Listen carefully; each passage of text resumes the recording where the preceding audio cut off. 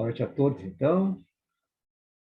Mais uma noite reunidos aqui. Vamos fazer, então, hoje um trabalho a respeito da nossa aura, né? Prosseguindo com o nosso assunto, o pensamento. Mas antes, vamos fazer uma leitura, né? Inicial. Eu escolhi hoje a página 205 do livro Seara dos Médiuns, de Emmanuel, psicografado por Chico Xavier. Essa página tem o título de Imã, né? Relativa à reunião pública de 7 de outubro de 1960, da questão 232 do capítulo 21 do Livro dos Médiuns. Esse capítulo é a influência do meio sobre o médium. E nessa questão em específico, 232, Kardec nos diz que, sendo médiuns ou não, estamos sendo influenciados, sempre influenciados pelo meio que nós estamos, né? E tem a ver, então, com o nosso assunto do dia de hoje. Vamos lá, então, a essa página. Perto, muito perto de ti, estão todos aqueles que já te precederam na viagem da morte. Aqueles que subiram para o alto dos montes se referem à luz.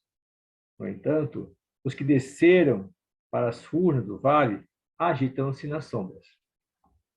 Quantos se sublimaram no suor do serviço, mostram que vale a pena lutar e padecer para que o bem se faça e apelam para o bem porque Deus é amor.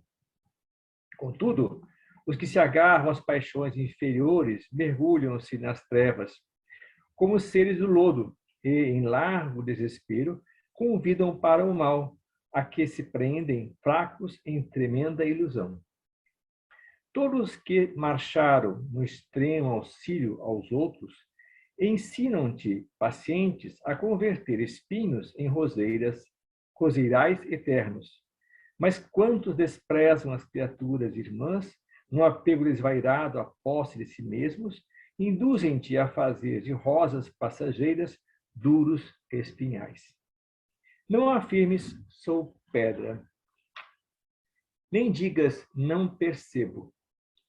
No lado do pensamento, estamos todos juntos.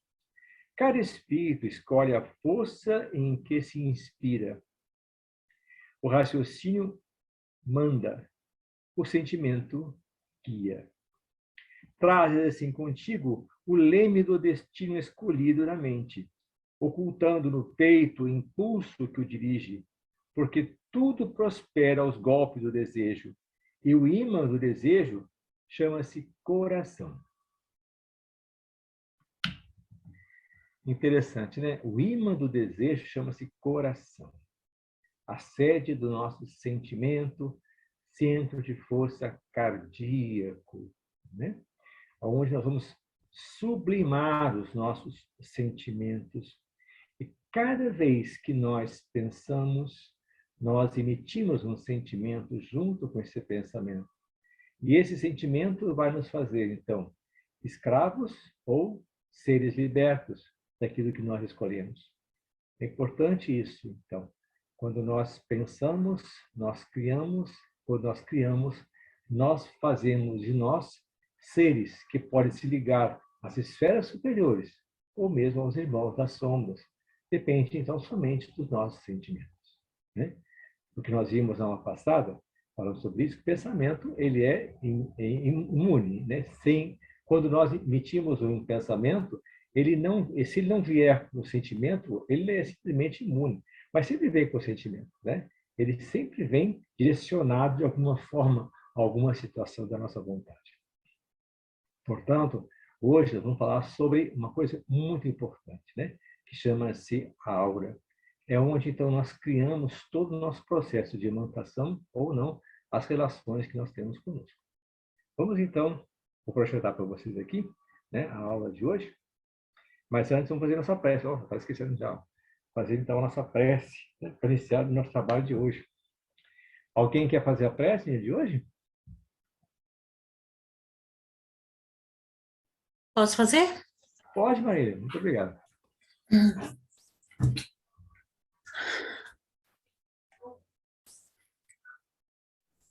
Pai de infinito amor, agradecemos a oportunidade de mais um encontro, onde buscamos o esclarecimento da ferramenta da mediunidade que trazemos em nós, com o acréscimo da misericórdia divina em nossas vidas, como instrumento de melhoria da criatura que somos, fadados à angelitude, mas ainda caminhando num mundo de provas e expiações. Agradecidos somos, Pai, pelo corpo que nos foi concedido, para que pudéssemos viver essa experiência na matéria. Agradecemos pelo ar que respiramos, pela água que bebemos. Agradecemos a Jesus por seu infinito amor por cada um de nós, trazendo lições, ensinamentos que atravessam os tempos. Pedimos a Deus que abençoe a cada um de seus filhos que se encontram aqui hoje reunidos nessa corrente, numa corrente de energia, numa corrente de vontade de querer de melhorar, de aprender, de compreender as palavras de Jesus, de compreender a nós mesmos,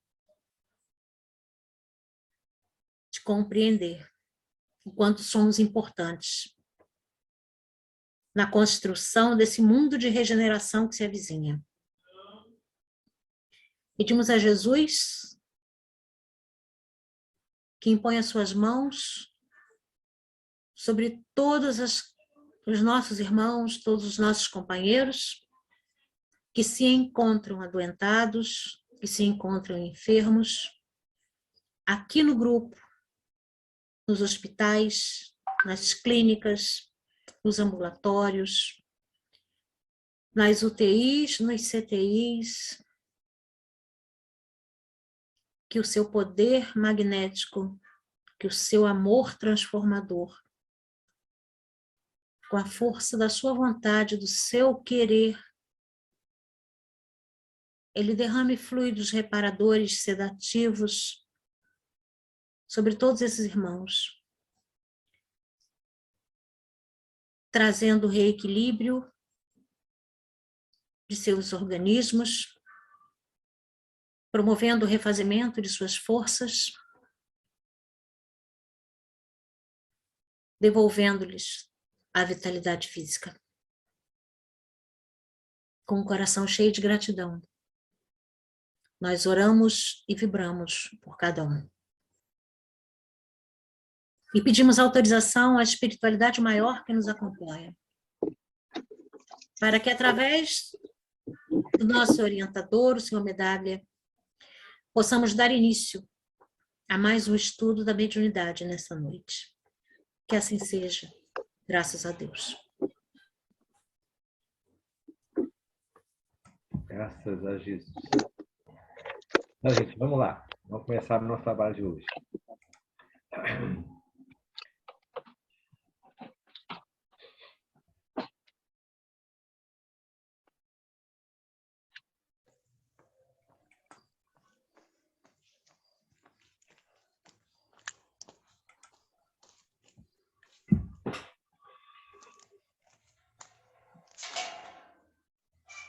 Então, nosso assunto de hoje é sobre a aura, né?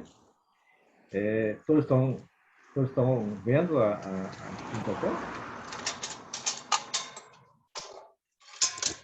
Sim, eu estou vendo. Beleza. Então tá. Deixa eu fechar algum microfone que está aberto aí. Deixa eu ver aqui.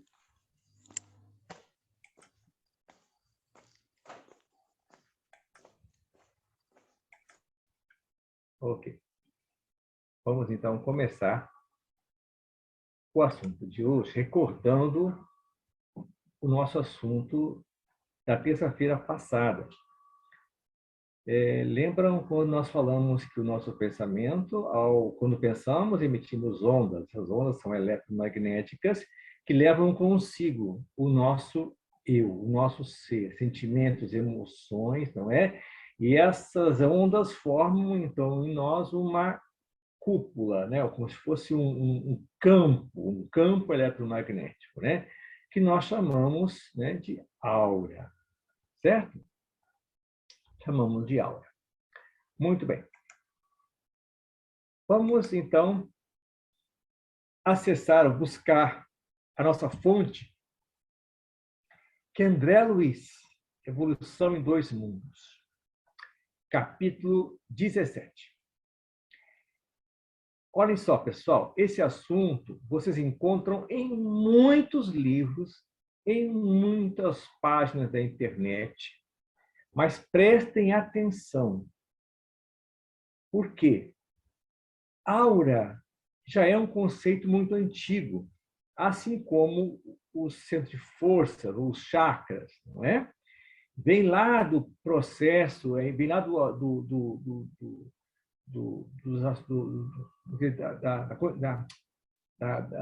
ensinamentos, não é? Dos hindus, né? Já é muito tempo antes de Jesus.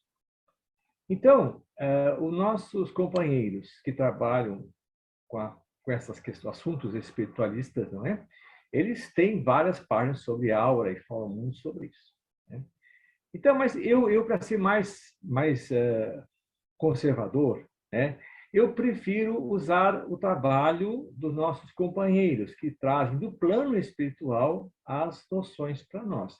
Então, nesse trabalho que eu tenho aqui, para mim, na parte inicial dos conceitos, eu usei André Luiz e usei Joseph Kleber, né, no livro Além da Matéria. Então, André Luiz, Evolução em Dois Mundos, capítulo 17, você vai encontrar linda página, né, com realmente ensinamentos profundos sobre aura. Okay? Então, começa lá André Luiz. E ele chama de halo energético. Gente, olha só, nós temos que ver a nossa visão também diferenciada em relação aos nossos irmãos espiritualistas, né? Nós temos, André Luiz fala de túnica eletromagnética, fala de halo energético, couraça vibratória, e não às vezes se refere com aura, não. Tá? Então, nós temos que, às vezes, tem que traduzir, né, algumas coisas que André Luiz e a própria Emmanuel também fala, né, em relação à aura. Tá? Mas às vezes eles chamam de aura humana, né, mas, em geral, eles chamam de túnica eletromagnética, aura energética. Então, varia bastante, né, nos livros que vocês vão encontrar na coleção André Luiz. Então, fala André Luiz, nesse livro, Evolução dos Mundos, capítulo 17. Todos os seres vivos, dos mais rudimentares, mais complexos, se revestem de um halo energético que lhes corresponde à natureza, corresponde ao seu próprio ser, né? Considerando-se toda célula em ação por unidade viva, que o motor microscópico em conexão com a usina mental, é claramente compreensível que todas as agregações celulares emitem radiações e que essas radiações se articulem através de sinergias funcionais que se constituírem de recursos que podemos nomear por tecidos de força em todos os corpos que as exteriorizam. Lembra como nós falamos do pensamento? Que o pensamento, ao ser emitido, ele dá um comando energético, não é? Que por meio do nosso centro coronário, né, e a pineal, ele reproduz em todas as células do nosso corpo espiritual, no caso, e no corpo físico também. Então, cada célulazinha nossa é uma usina energética, que ao se articular, elas geram, então, uma radiação. E essa radiação, então, cria esse campo eletromagnético. Tá? Nessa conjugação de forças físico-químicas e mentais, temos a aura humana, peculiar a cada indivíduo, interpenetrando e, ao mesmo tempo que parece emergir dele, a maneira de um campo ovoide, não obstante a feição irregular em que se configura, valendo por espelho sensível, em que todos os estados da alma se estampam com sinais característicos e que todas as ideias se evidenciam, plasmando elas vivas, quando perduram em vigor e semelhantes como um cinematográfico comum. Olha só que nós falamos, então, na aula passada, né? Nós falamos sobre as formas de pensamento, lembram? Então, nós configuramos um campo em torno de nós, às vezes irregular, não é? Como se fosse um espelho sensível de nossa alma, do estado de nossa alma. Então, tudo que nós estamos sentindo, no caso, sentindo em relação ao pensamento, não é? Nós vamos emitir isso em formas vivas, né? Ideias que se evidenciam e, com certeza, estão presentes, não é? Estão presentes. Só um minutinho aqui. Beleza. Bom. Então, vamos aqui. Essa é a página inicial do Deleuze, que eu resumi bastante, tá? Nós vamos, então, agora entrar em detalhes aqui sobre, então, a aura. A aura humana é a atmosfera fluídica em que vive o homem.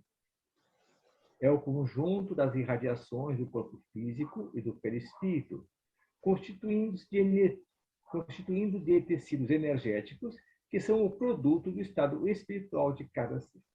Então, cada um de nós, né, gera esse campo que chamamos de aura. Ele é individual e ele simplesmente o nosso produto. Portanto, ninguém tem um campo igual ao nosso. Certo? Tem uma coisa que apareceu que eu tenho que apagar. Quer pouquinho?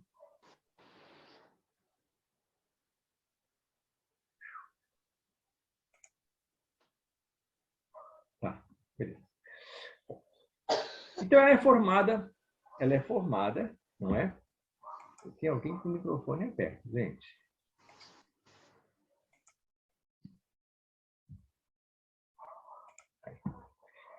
É formada pela vibração em sintonia dos centros de força sob o comando do pensamento contínuo. Então, essa corrente mental, como eu falei, coronário, o coronário traz o reflexo do pensamento e assim ele replica em todo o processo do nosso corpo físico, né? Por meio, então, dos centros de força. Exterioriza de forma radiante, né? Como ovalada, como vocês veem aqui, essa gravura aqui, né? Onde circulam as irradiações que são peculiares. Isso é, essas radiações do nosso pensamento são formas de pensamento. Lembra falando de pensamento como matéria mental? Tudo que nós pensamos, nós criamos. E quando criamos, eles se refletem em nossa aura. Apresenta tonalidades cromáticas segundo a onda mental. Ondas de pensamentos bons são ondas claras, ondas bonitas, ondas que refletem as cores fortes do arco-íris. Pensamentos que trazem ondas mentais negativas, pessimistas, são ondas escuras, ondas de tons mais escuros, até falhando, né, em pontos da nossa aura. A aura humana constitui, portanto, a fotosfera psíquica do homem, isso é, nós refletimos tudo que nós pensamos, apresentando cores variadas, segundo a onda mental emitida, retratando-lhe os pensamentos em cores e imagens conforme os objetivos escolhidos, nobres ou deprimentes.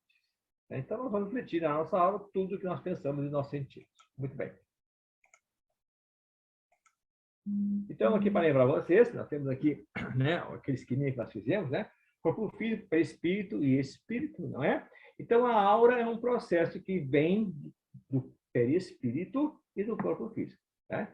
Então, nós temos uma aura material, certo? Que é a aura material? A aura material seria o reflexo do nosso campo vital, né? Que é o nosso duplo etérico, ou, né, corpo vital, nós chamamos assim, que ele, então, se expande. Nós vimos 10 centímetros no máximo, além do nosso corpo físico, não é? E observamos, então, esse campo, né? Que aí, nós temos aqui, esse campo azul escuro ali, em torno daquela figura, seria, então, a aura material, isso é aquela relativa ao nosso processo vital. Seria onde nós produzimos o ectoplasma, e esse ectoplasma está sempre sendo emanado de nós conforme os nossos pensamentos. Bem? Então, outro exemplo aí está então, né, a aura material.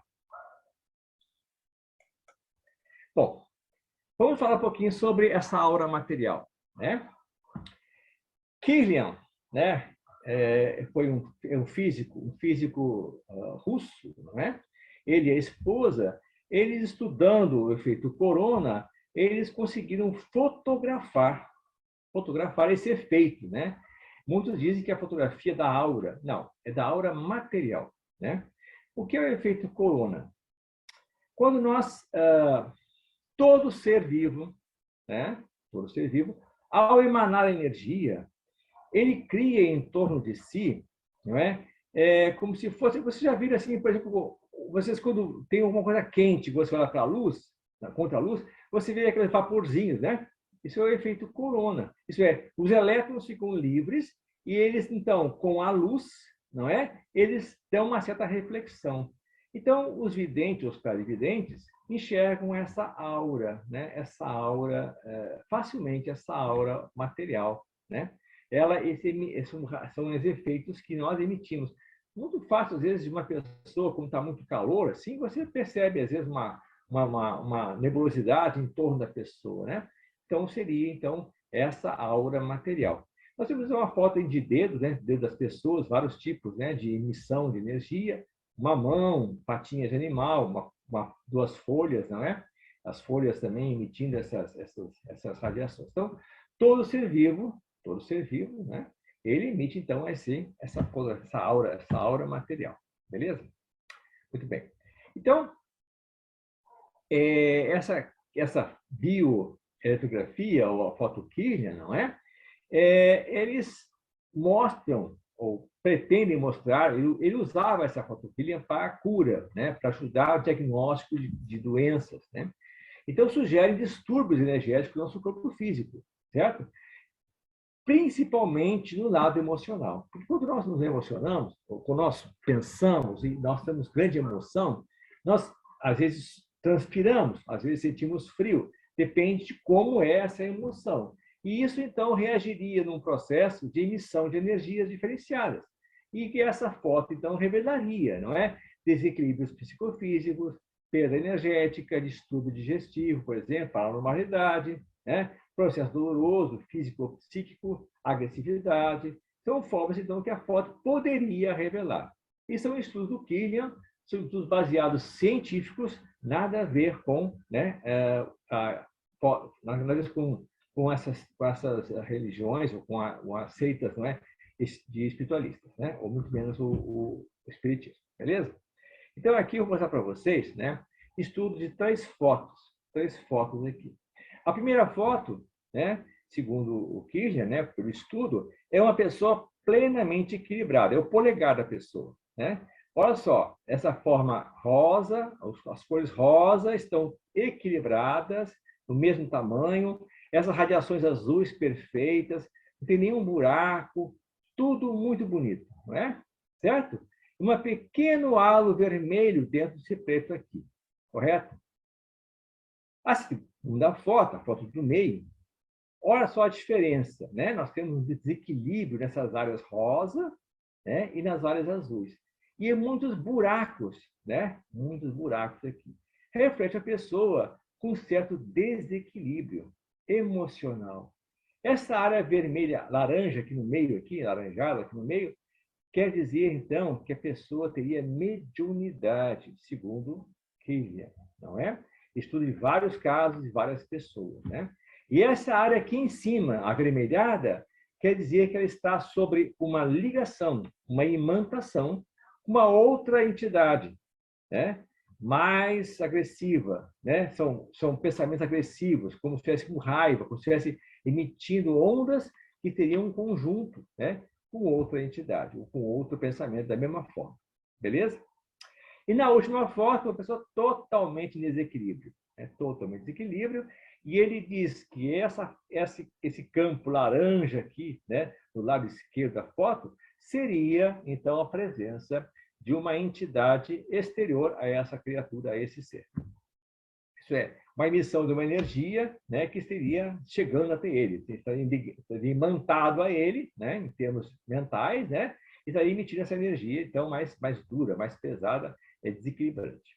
Certo? Então, são estudos que Killian fez, né, em relação a essas fotos, né, que mostram, ou que, por certo, do estudo que ele fez, refletem o estado mental dessas pessoas.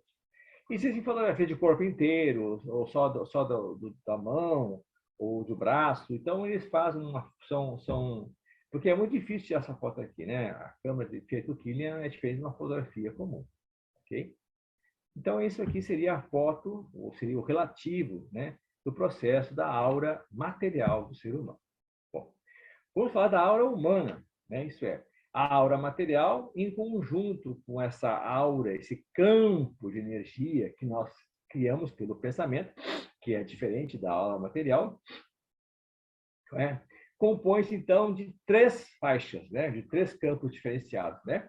Um campo estável, né? Que é essa parte fixa, né? Está ali um campo estável, seria esse halo, primeiro halo amarelo aqui em torno do corpo humano, não é? Então, seria a parte fixa que indicaria, não é? O grau de espiritualização, né, da criatura, né? O levantamento da criatura. Então, quanto mais radiante, mais, no caso, mais espiritualizada é a pessoa, né? Depois tem uma faixa ondulante, não é? Que é uma parte variável, que ela pode ocorrer ou não, certo? Mas ela, então, reflete, não é? As reações que nós estamos tendo a questões externas a nós, né? Isto é, estamos preocupados, estamos com raiva, estamos com ódio. Podemos ser pessoas espiritualizadas, mas temos, às vezes, dias que nós estamos, né, com raiva, com situações de conflito, não é? Ou algumas questões que estão nos perturbando, não é? Então, elas podem estar modificadas, não é? Ok? E essas estrias externas, né? Que são cintilações, radiações, não é? Que são impulsos momentâneos. Podemos tê-las ou não, né? Quando estamos em prece, ligação com nossos entes queridos do plano superior, não é? E essas radiações ficam muito mais presentes, ok? Então, a aura humana, né, acrescida dos nossos pensamentos, não é? É a aura espiritual do homem, é a nossa identidade no plano espiritual. Nós somos reconhecidos pela nossa aura, pela aura que nós emitimos. Sim, quando desencarnamos, mantemos a nossa aura. A nossa aura não mais agora humana, na verdade, seja é uma aura espiritual, né? Que ela é reflexão do nosso perispírito, ok? Então, a aura humana é a aura que reflete não só a questão nossa do campo vital, mas também a parte espiritual. Feito isso, não é? Nós vamos ver, não é, um pouquinho, alguns exemplos, né, sobre a aura, né? Então, a aura é energia em movimento, né? É um contorno que se expande em todo o nosso corpo físico, refletindo sentimentos, virtudes e vícios, né? E elas têm vibrações, têm cores diferenciadas, né? E essas cores atestam, então, a posição que nós nos colocamos. Na primeira gravurinha ali, ó, nós temos uns raios, né? Uma aura escura, cinza, não é? Uma pessoa que tem raiva, uma pessoa que emite padrões mentais, né? De desequilíbrio, uma pessoa que está em desconforto consigo mesmo e com o próximo, correto? Na segunda, é uma aura muito pequena, né? Pouco expandida. É uma pessoa muito materialista, né? Uma pessoa boa, uma pessoa que se preocupa com o outro, porque a aura está completa, bonita, mas ele é uma pessoa materialista, né? Ele se preocupa com as coisas materiais, né? Ok? A terceira, no meio, bem ali, não é? É uma pessoa, né, que tem uma consciência física, né, já pensando em questões mais edificantes, mais espiritualizadas, né? Certo? A quarta, não é? É quando você está ligado a uma consciência superior, com estado de prece, vamos dizer assim, né? Então, essa aula fica mais leve, mais leve. E ela tem esse direcionar, não é? Direcionar para onde está emitindo esse pensamento, né? Emitindo essa ligação, ou concluindo essa ligação, né? E o último caso ali, não é? Seria uma consciência fora, uma consciência como se estivesse em êxtase, né? De tão bonito que é esse momento de ligação com o plano maior, que você estaria em êxtase, uma aura bem fluida, uma aura bem bonita, com cores muito leves, certo? Bom, isso aí, estou dizendo para vocês, já tiramos diálogos tiramos de livros, né, de espiritualista, certo? Já não é mais a doutrina espírita aqui que eu tirei esses dados, porque nós encontramos muito pouco em relação a isso. São evidências, né, desenhos ou observações de videntes, pessoas que enxergam, não é, a aura das pessoas, né? Então, a aura humana é retrato fiel da consciência, né, do seu portador, né? Reflete sempre a imagem exata, né, ali nua e crua do indivíduo, né? Que pode ser identificado facilmente por clarividente e por aqueles, então, né, que se encontram, né, no seu campo de trabalho, né? Certo? Muitas pessoas falam, os animais se conhecem a gente, né? Isso aí não é muito assim seguro de falar, né? Não posso falar com segurança, mas diz que os animais conseguem perceber a nossa aura, né? Isso é a nossa vontade, nosso sentimento em relação a eles, né? Então seria o fato pelo qual eles veem se uma pessoa é inofensiva ou não e deixam se aproximar dela, né? É um fato de, como outra pessoa, por exemplo, você se aproxima de uma pessoa e ela reflete, você fica simpatizando com ela, vocês então têm uma atração de suas auras, né? As auras ficam compatíveis. Quando você tem você percebe uma pessoa e você sente uma repulsão, é que a sua aura realmente está em conflito com aquelas energias, né, daquela pessoa. Aqui então nós temos uma figurinha, né, que mostra uma aura em condições equilibradas e uma aura em condições desequilibradas, não é? Observa-se, então, as linhas completas, a cor, não é? Cor claras, nas auras de equilíbrio. Nas auras de equilíbrio, nós percebemos uma disformidade nesse campo, né? Nesse campo eletromagnético. Não mais esse campo perfeito, não é? Mas um campo todo em distúrbio, todos em questões, né? Já ondulantes, né? Sem qualquer, né, visão externa daquelas estrias. Por quê? Nós damos então mais influência nesse campo, né, ondulante, né, que ele fica então ele é variável, é um campo variável da nossa aura. Bom, falando em aura, falamos também em André Luiz, no livro Domínio da Mediunidade, capítulo 2, fala do psicoscópio. Ele fala que em todo trabalho mediúnico, em toda casa espírita, tem um psicoscópio.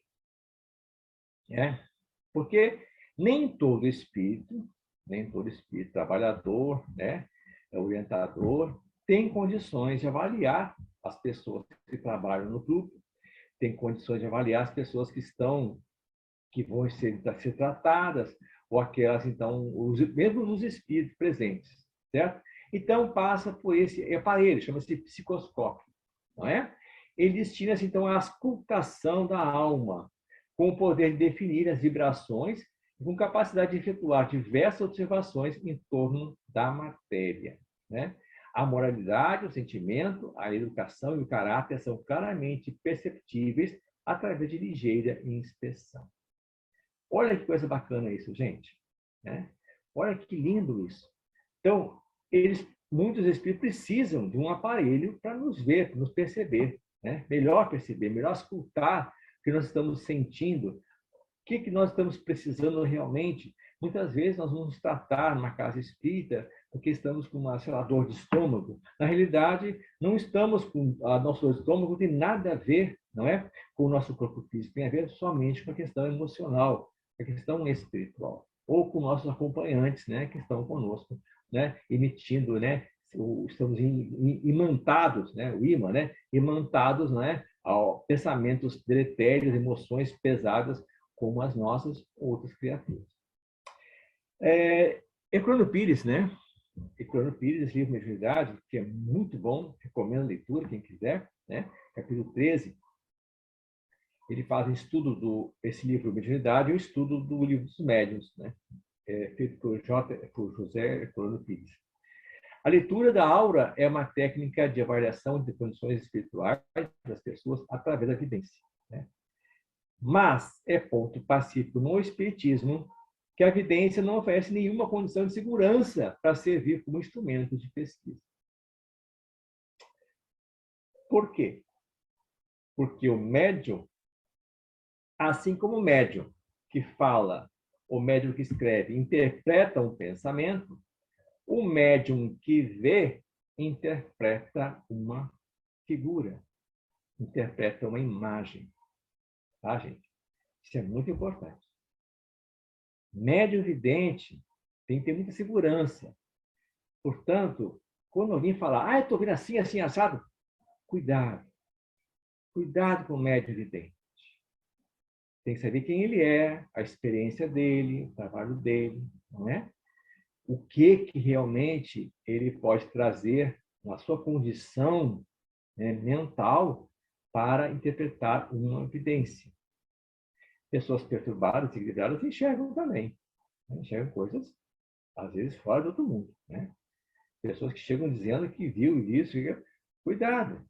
Psicopatas também enxergam. Né? Tem problemas mentais que enxergam também.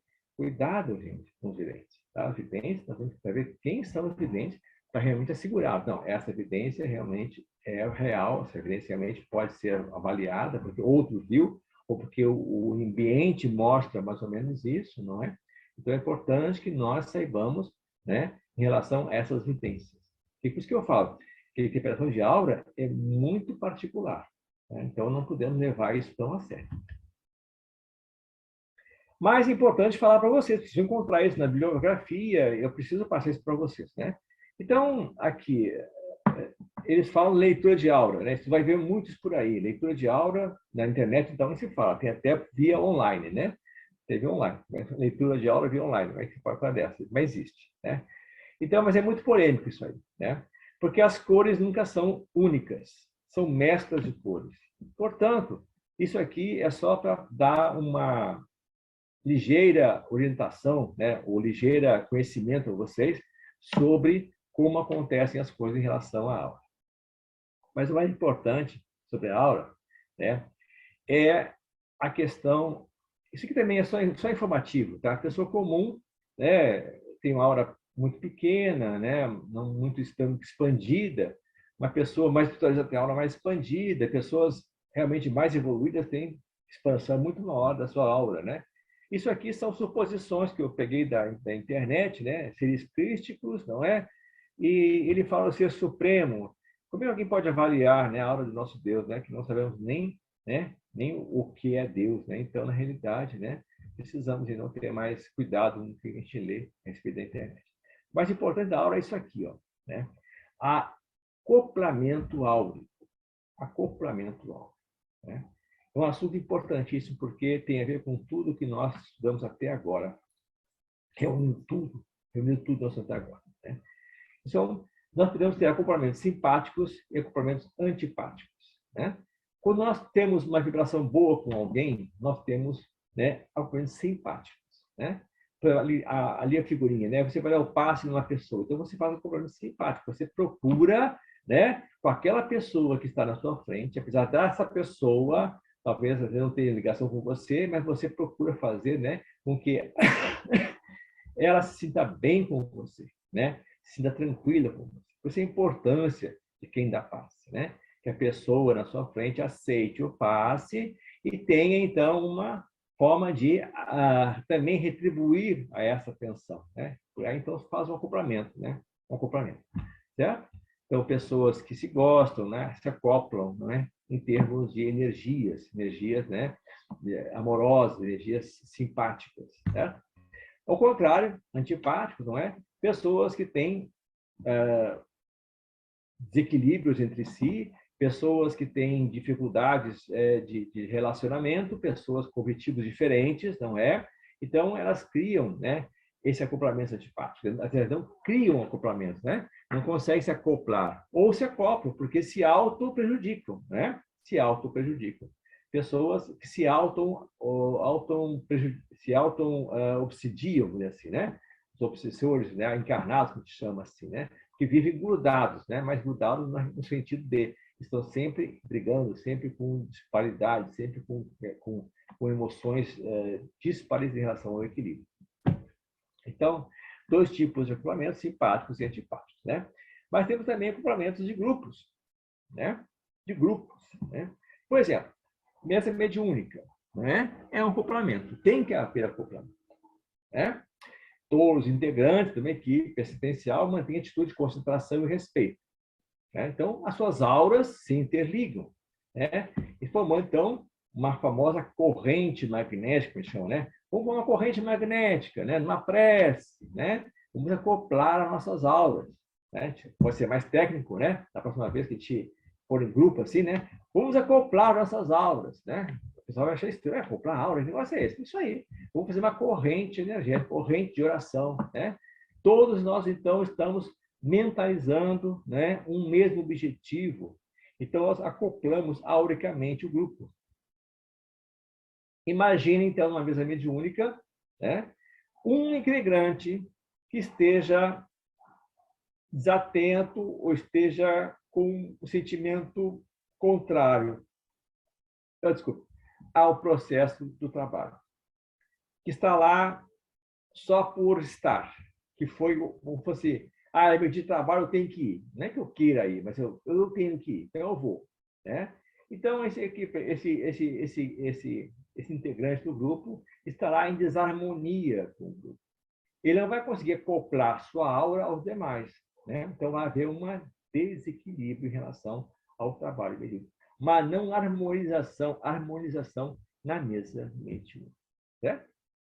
Por isso que eu sempre recomendo às pessoas, quando eu falo sobre oração e falo sobre isso, quando nós estamos numa corrente energética de mentalização, quando alguém faz uma prece por todos, né? Não faça a sua própria prece. Seja humilde, né?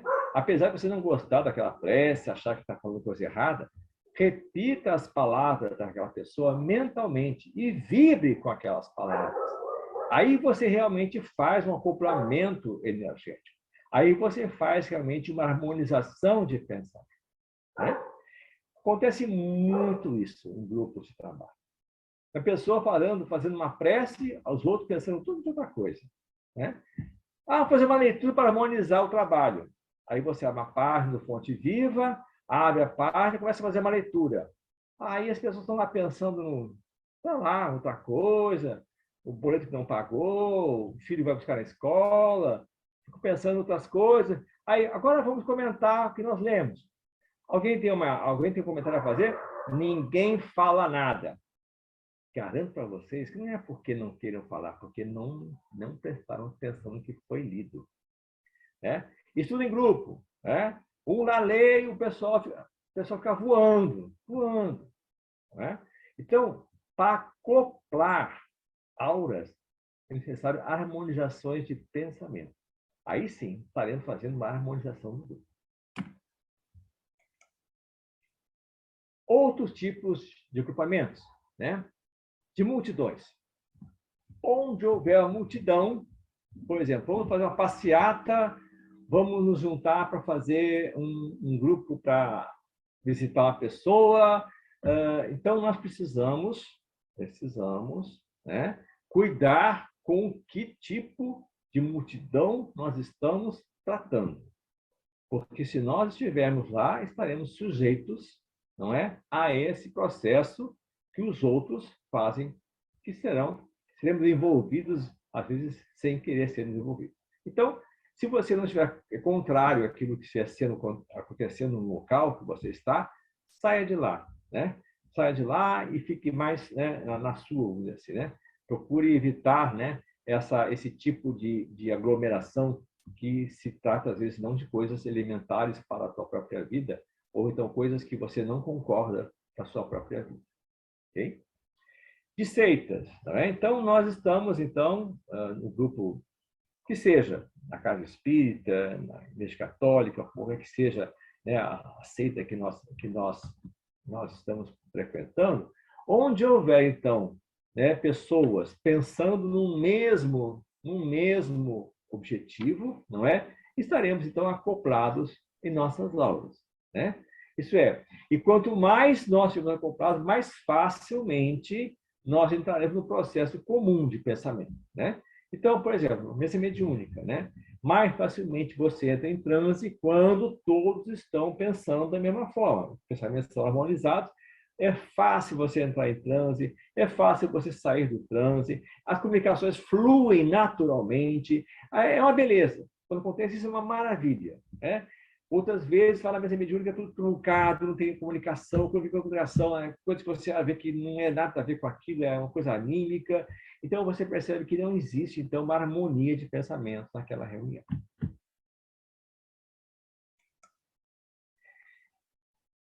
Contaminação em grupo de risco. Né? Aqui tem exemplos aqui, né?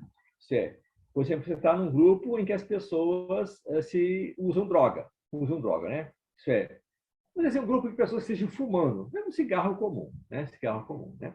Então, a pessoa recusa o cigarro, recusa aquela droga que seja, né? Mas você está ali junto, né? Está indiretamente provando os efeitos, né? Então, e com o tempo, se você permanecer nesse grupo, você vai ser induzido, né, a submeter a esse processo. Por isso, portanto, é necessário, não é, estar alerta a essas questões. Né? Ah, um barzinho, vou tomar um shopping no barzinho, tá? Ah, mas eu não gosto de beber, mas eu vou porque são meus amigos.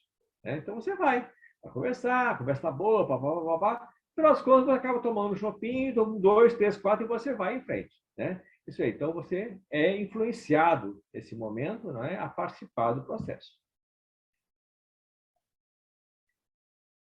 Então, aqui, então, uma mensagem de Luiz, não é, que fala o seguinte: o médium, pela característica de sua participação,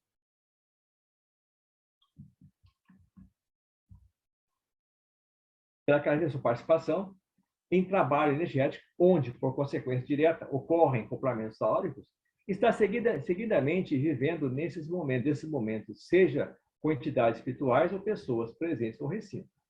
Mesmo porque, nesse tipo de atividade, ele se torna suporte energético de pessoas que atende, das pessoas que atendem. Tudo isso exige dele consciente cuidado e respeito. Então, onde nós estamos acoplados, nós precisamos ter, né, consciência do que nós estamos fazendo naquele momento. Né? Então, todo o suporte que o grupo vai receber depende de mim. Depende de mim. Vamos pensar assim, ó. Toda energia do trabalho mediúnico que estiver participando depende de mim. Toda energia daquele ambiente de palestra depende de mim.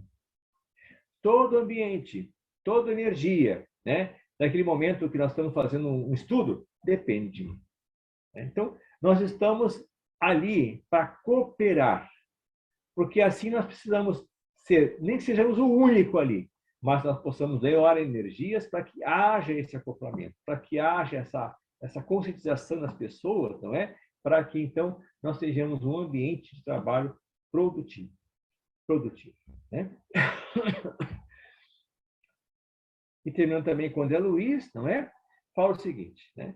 A aura é, portanto, a nossa plataforma onipresente e toda a comunicação com as rotas alheias, anticâmara do espírito, em todas as nossas atividades de intercâmbio com a vida que nos rodeia, através da qual somos vistos e examinados pelas inteligências superiores, sentidos e reconhecidos pelos nossos afins, e temidos e hostilizados, e amados e auxiliados pelos irmãos que caminham em posição inferior a nós. Olha que mensagem bonita, não é? Nesse capítulo da aura, que é Luís, capítulo 17, Evolução em Dois Mundos. Né? Nós estamos sempre sendo vistos e examinados, tanto por aqueles que nos suportam, que nos dão apoio, como por aqueles que são inferiores a nós no sentido energético. Né? Somos exemplos para aqueles que estão com ambientes energéticos menores, ou menos felizes. E somos, então, examinados para aqueles que estão acima de nós. Né? Olha como isso é importante. Examinados como? Nós, como eu falei na aula passada, emitimos pensamentos, formamos pensamentos, e todos podem reconhecer e ver o que nós estamos pensando, sentindo naquele momento. Né? Então, não pensemos que chegamos na reunião mediúnica ou uma reunião de trabalho na casa espírita, contrariados, às vezes irritados, às vezes raivosos, não é? E vamos passar incólumes por isso. Não, estamos sendo percebidos, estamos sendo vigiados constantemente em todo o tempo em que nós nos encontramos lá. Leio, então, lá esse item 232, no livro dos Médiuns, capítulo 21, vocês vão ver, então, que Kardec nos chama a atenção em relação a isso. Né? Médiuns ou não, estamos sempre circundados por aqueles que, no plano espiritual, nos observam. Vigilantes com a nossa forma de pensar, nossa forma de agir.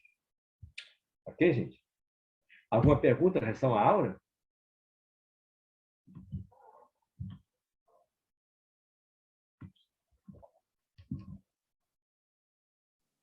Da minha parte, não. Ficou muito bem explicado. Ok, Esther. Obrigado. Temos 10 minutos aqui. Terminei mais cedo hoje. Temos 10 minutos aqui. Podemos conversar sobre isso. Ou outro assunto que quiser. Medaglia, Oi, Patrícia. áurea infantil também é a mesma coisa?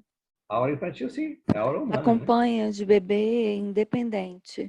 Independente. É claro que um bebê, por Mas exemplo, os pensamentos não são diferentes? a aura é individual, né? Certo? Sim, eu Sim. entendo. Só que de uma criança, até a medição em si é igual, porque a questão de pensamentos e atrações da criança talvez não seja a mesma de adulto. Bom, vamos pensar. Uhum, Uma criança é um espírito encarnado, certo? certo, é. Ele não é a primeira encarnação dele, não, né? Certo? Tá. Aí então vem junto, vamos colocar até mesmo Não é que vem junto. a aura, Não é que vem junto. É um ser as criado por Deus. É tendências, um né? espírito que não é a Certo. primeira encarnação dele. Pelo espírito dele, então, para ser mais velho que o seu. Uhum, Entendeu? Ele traz consigo as suas irradiações, traz consigo as suas questões na sua consciência. Claro que, entendo. naquela fase de criança, está amortecido. Ele não Uhum, está exprimindo, por exemplo, a consciência de ser, e sim do momento que ele está. Até os 7 anos, a criança não tem muita forma de raciocínio como nós temos. Isso é muita emoção, né? uhum, Eles respondem sim. a que o adulto faz com ele, respondem que a vida faz com ele, né? Eles Uhum, não têm muita atividade de escolha, eles fazem aquilo que traz o sentimento deles, né? Eles são muito sentimento, né? Certo? sim. Então, Uhum, não podemos refletir uma aura humana, como nós temos aqui, de pensamentos, de questões, numa criança. Né? sim. Ainda são muito emotivos, né? Muitos Uhum, sentimentos ainda. Certo? Então, eles refletem o processo que estão no meio que eles estão. Né? Momento um meio difícil, um meio agressivo, né? Eles começam a trabalhar isso dentro de si, na verdade, com o meio amoroso, o meio simpático, eles também trabalham em relação a isso. Né? Então, não podemos avaliar uma aura de uma criança como a aura de uma pessoa mais adulta, né? Porque ele é um espírito ainda desenvolvendo o processo consciencial. Aí, não do ser espiritual que ele é, mas uhum, do momento atual, né? Que aos pouquinhos vai liberando esse processo para que ele possa então criar seu próprio meio consciencial, né? Que seria a consciência plena do seu próprio ser, né? Como ser adulto, né? sim. Obrigada. Nada. Medaglia. Por isso tem crianças que rejeitam os pais. Né? Por que uma criança rejeita um pai e uma mãe? Não gosta do pai, não gosta do pai ou não gosta da mãe. Verdade. Né? Processo Uhum. sincero. Você sente a energia da pessoa que está perto dele. Né? Até entre irmãos, né? Até entre irmãos.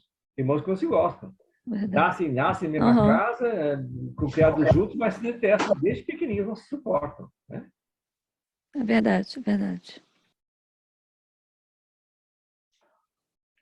Medaglia. Oi, pode falar. Com esse questionamento da Patrícia, me surgiu um outro questionamento. Na apresentação, a gente viu que a mãe, quando está gestando, né, existe o acoplamento de áureas. Mas e quando o bebê ele é recém-nascido, está sendo amamentado, tem toda uma dependência ali da mãe, continua existindo esse acoplamento áurico? Sim, com certeza. Até o momento que ele vai se tornando mais independente, aí já não é mais tanto. Esse argumento áurico, mãe e filho, é a relação da dependência, né? No começo, a criança é de sobrevivência, né? Ela precisa daquela mãe para sobreviver, para alimentar. E com a dedicação da mãe, vai criando esse acoplamento áurico, entendeu? Né? Se a mãe rejeita a criança, o que acontece? É Essa a criança, quebra, né? no futuro, essa criança vai ter um problema sério, vai ter que ir para psicólogo, psiquiatra. Sim, porque vai se sentir rejeitado. Total rejeitado, porque não houve acoplamento áurico necessário. Não houve um acoplamento de amoroso em torno do processo dele de vida, né? No começo da vida dele. Entendi, perfeito. Obrigada. Quando ele vai ver a mãe, ele vai sentir né? Ele vai rejeitar, né? Rejeitar a mãe. Sim. Obrigada. Né?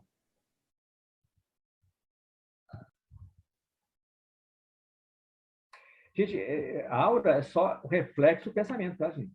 Essa aura é só o reflexo do pensamento. Quer dizer, toda emotividade, todo sentimento da criatura se reflete, então, nesse processo áurico.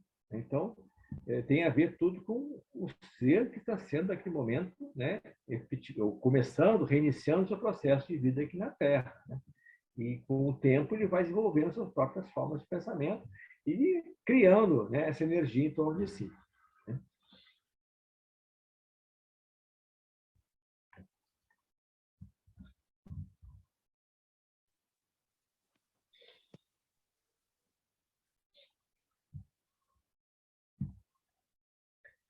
Podemos, então, fazer nossa prece final?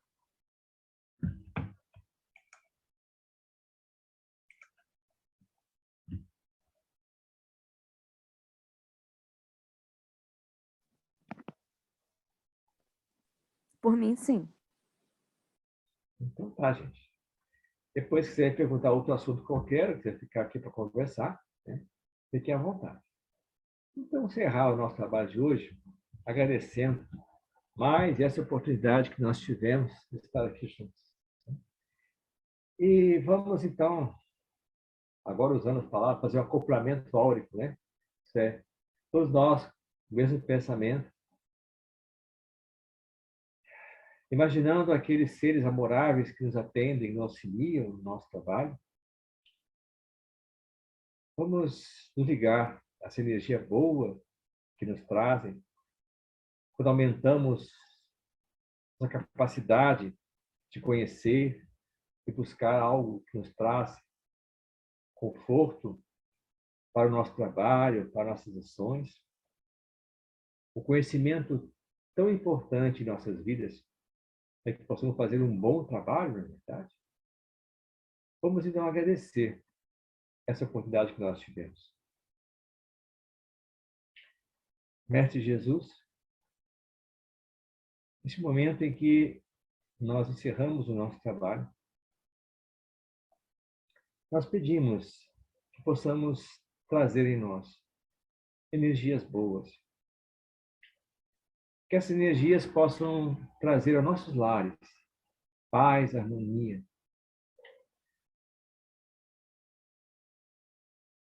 E assim, Jesus, estamos em constante ligação com esses seres amoráveis que nos acompanham, que em teu nome permitem possamos construir nós energias boas para que possamos doar, para que possamos trabalhar e auxiliar aqueles que precisam como nós. Mestre querido, com tuas bênçãos e com a tua proteção, nós pedimos permissão para encerrar o nosso trabalho de hoje. Que assim seja. Graças a Deus.